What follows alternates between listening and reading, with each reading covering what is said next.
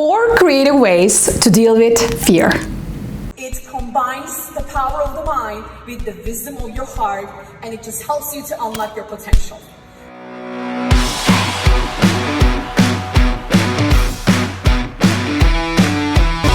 Put your hands together for Jeremy Chuck! Hey everyone, welcome to my Shiny Minds show.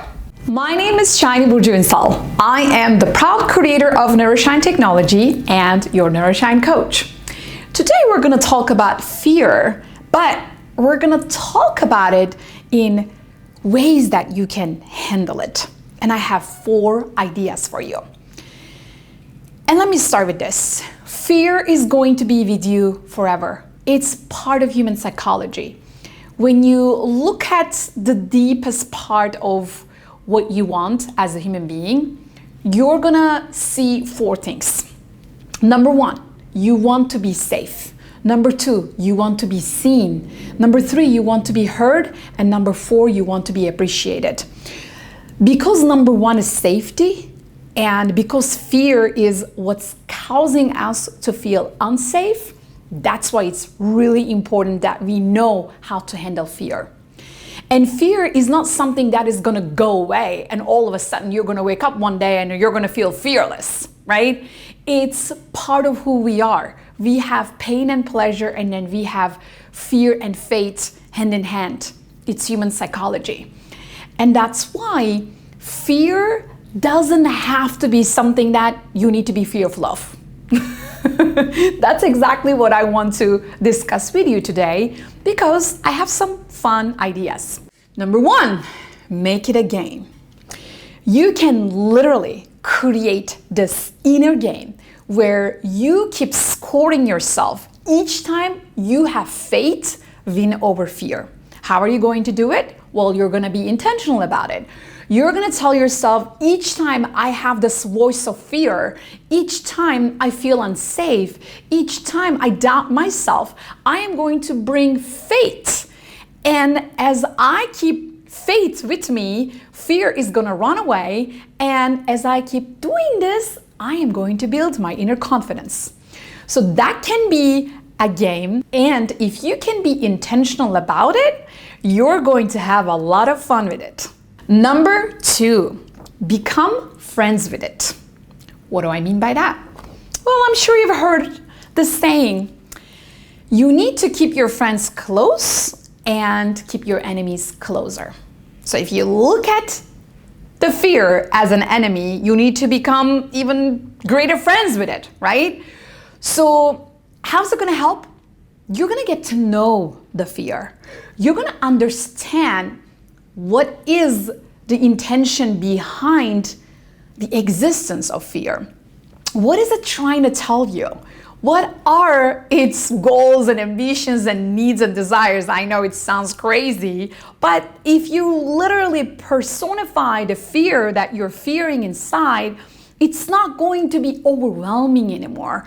You're going to minimize its strength, its power over you, because if you accept something fully, it has no power over you.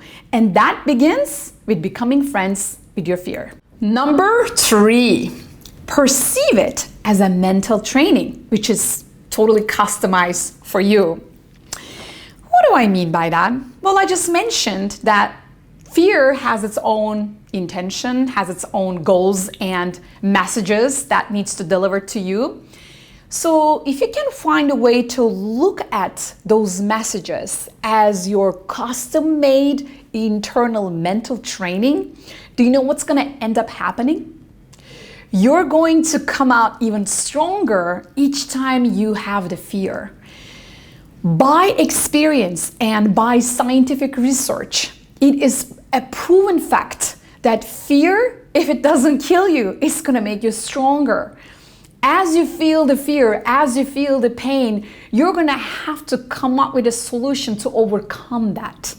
And as you overcome something so painful and so detrimental inside, as you come out of it, as you overcome it, you're going to become bigger, you're going to grow, and you're going to test your limits and find your true potential. And that's why it can be an internal mental training if you can find to pursue it that way.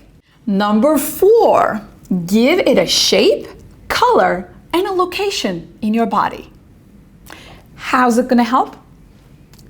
It's going to create something tangible out of that intangible fear. Let's talk about the fear that you have maybe around money, okay? Maybe you're worried that you won't make enough money to sustain your lifestyle, to chase your dreams, and to become your best version. And this fear is keeping you up at night. So what you can do, you can literally disassociate this fear, which means like keep it separate from yourself and look at it as something else and give it a shape.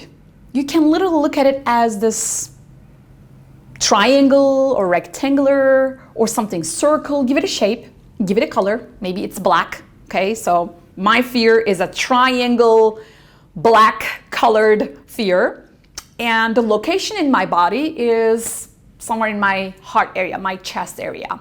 So now that I can use all of these tangible context to make it something real, I can separate this fear from myself. And as I do that, I don't need to own it. It's not a part of me anymore. It's something that happens when this and that happens. There is a condition behind it. There's a context around it. And if I can understand the context, if I can understand the shape and the color and the location in the body, I can get rid of it. Does that make sense? I can literally go inside and I can say, whoop, you are just leaving my body. Bye-bye. Something like that. I guess it also feels like a game, but it works.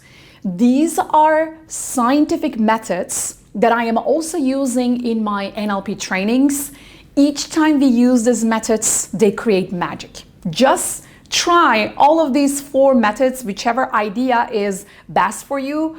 You're gonna know which one is the best, but just try them, give them a shot. So I hope this was helpful. I hope you're gonna find even more creative ways to handle and deal with your fears so that you can become your true self, and together we can create a better world. Until next time, keep shining, my friend.